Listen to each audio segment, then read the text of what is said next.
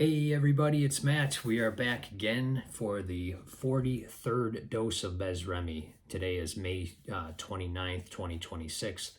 We'll be doing the left thigh at 100 micrograms. It is the 9th time dosing at the monthly dosing for me, so I've been doing it for the past 9 months.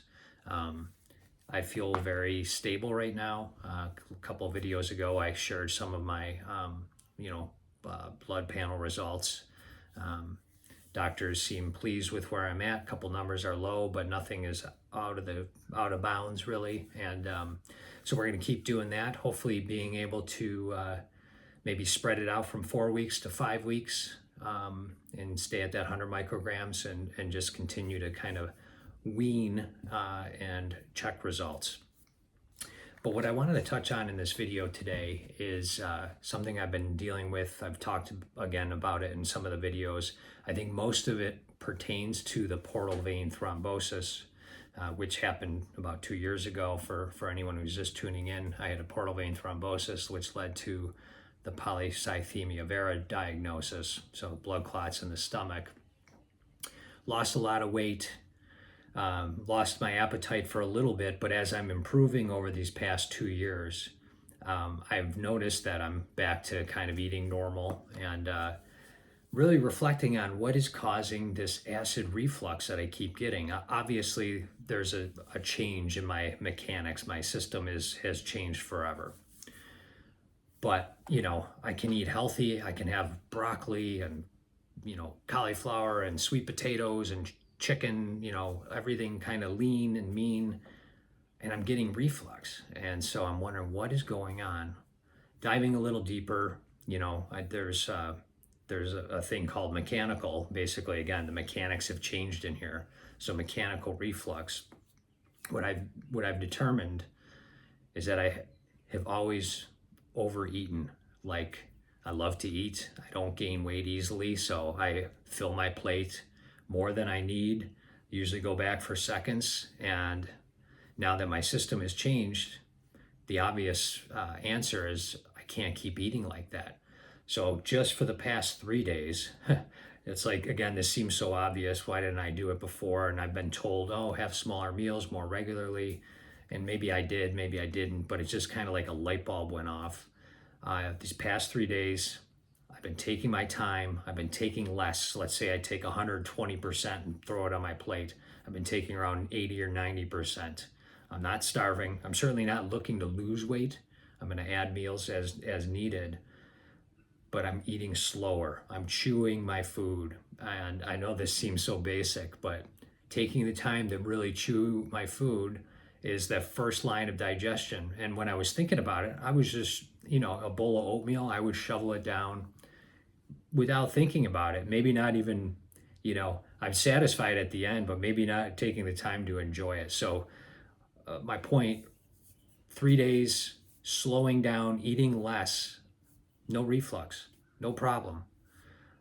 So hopefully it continues. I don't think it's a fluke. My reflux has been going up and down for a couple weeks. It would be terrible. Then I'd be fine again. So I'm wondering, I didn't really change what I was doing eating wise, but maybe I was eating a little lighter here and there and it would just improve, but it seems to really be working. So hopefully that helps you if you struggle with any kind of digestive issues. Slow down a little bit, try to eat a little less. I think in our society, food is, in my family, it's everything. We sit around the table and we share a meal. It's wonderful. But for someone like me, I think for years, I'm a hard weight gainer, so I've always overeaten, and I just don't need that access. I don't need to fill my stomach with that stuff. So I think it's going to be helpful. The other thing, and I opened up my, doing my daily readings this morning, there was an article about sleeping on your side. I'm a back sleeper. I tend to sleep on my right side if I do have to turn. And this article was about you're better off sleeping on your left side, which I had tried a couple of times over the past year. And for some reason, I did get like a sharp pain in the middle of the night. So I really stopped sleeping on my left side. But so again, if I try to sleep on my back, but I generally turn to the right, which the way your stomach mechanics are, I could think scientifically can increase in some people acid reflux. So I had that working against me too. So we'll see how I haven't tried that yet, but I'm going to try to slowly, I'll listen to my body, but if I can turn to the left versus the right, you know, maybe that will help too. So that's maybe just another little tip for you. All right, and I had a couple of notes here. So again, just sharing the journey with what's going on. Listen to your body. But the reflux thing, I really think I'm overeating, putting too much into the system. It's working too slowly now, or it's working slower, but it's still working. You know, got to stay positive.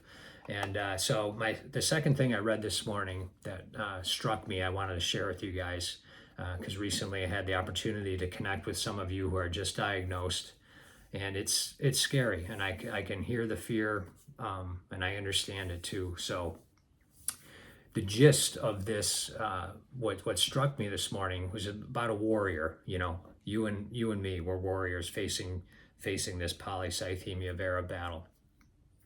And occasionally, you know, we take a step, we land in some dark water, some treacherous water that we didn't expect. You know, we took a step too far, and now all of a sudden we are kind of lost at sea. And, you know, we cry out to God. I've fallen, help me, please, you know, I can't make it. All these kind of things that come up. I'm paraphrasing the reading here. But the response that comes back, and I'll read this: you don't drown because you fell into the water. You drown if you stay beneath the surface. You know, so take that for what it is, apply it to, you know, maybe slowing down your eating, or, you know, other habits. We got to control what we can control. And I think it can apply to all of us on our journeys. We might feel like we've been thrown into deep water, but that fall, it doesn't define us. Don't let it define you. You know, what defines us is if we rise. So wherever you are today, just keep rising. One adjustment at a time, one step at a time, and we will rise to the surface together.